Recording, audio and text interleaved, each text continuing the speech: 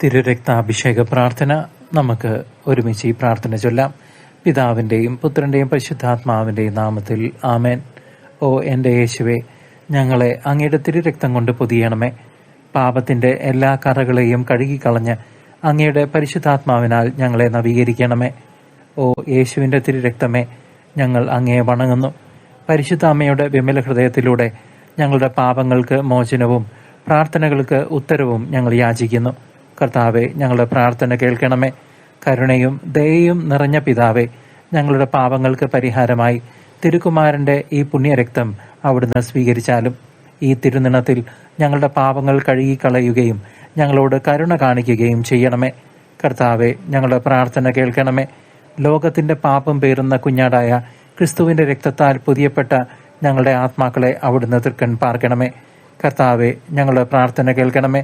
ഓ നിത്യനായ പിതാവേ, അങ്ങയെ എന്നെന്നും സ്തുതിക്കുവാനായി ഞങ്ങളുടെ ആത്മാക്കളെ നാശത്തിൽ നിന്നും സംരക്ഷിക്കണമേ. കർത്താവെ, ഞങ്ങളുടെ പ്രാർത്ഥന കേൾക്കണമേ. ആമേൻ.